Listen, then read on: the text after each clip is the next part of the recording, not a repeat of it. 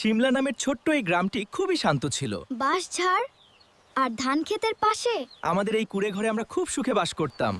বাবা মায়ের ভার আমার কাঁধে, আমিই তো ভরসা।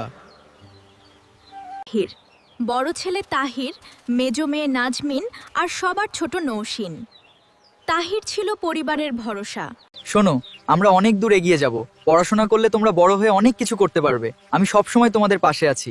তোমরাই হবে আমার আসল গর্ব।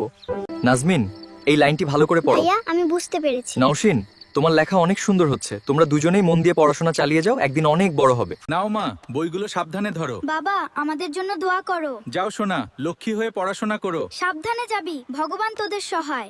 নাজমিন খুব শান্ত ও পরিশ্রমী ছিল, আর ছোট্ট নৌশিন ছিল চঞ্চল কিন্তু ভীষণ মেধাবী।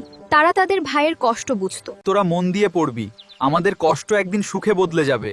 এই পড়াশোনাই আমাদের নতুন দিন দেখাবে এবং আমাদের সব অন্ধকার দূর করে দেবে। বছরের পর বছর তাহির নিজের সুখ স্বপ্ন ভুলে শুধু পরিবারকে আগলে রাখলো। তার কঠোর পরিশ্রম আর ভালোবাসা দিন নাজমিন স্কুলের শিক্ষিকা হলো, আর নাওশিন ডাক্তার হয়ে গ্রামের মানুষের সেবা করতে লাগলো।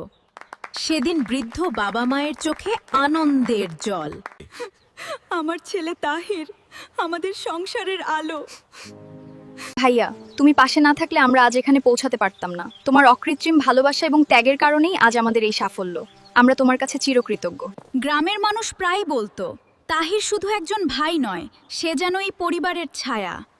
বছরের পর বছর তাহির নিজের সুখ স্বপ্ন ভুলে শুধু পরিবারকে আগলে রাখলো। তোদের সুখই আমার জীবনের সবচেয়ে বড় ফসল। হ্যাঁ, হ্যাঁ বাবা। ঠিক বলেছেন। এরপর সিমলা গ্রামের সেই ছোট্ট কুড়ে ঘর শুধু একটি ঘর নয়, ভালোবাসা, ত্যাগ আর পরিবারের শক্তির প্রতীক হয়ে রইল। এরকমই সুন্দর সুন্দর ভিডিও দেখার জন্য আমাদের চ্যানেলটাকে সাবস্ক্রাইব করে দাও।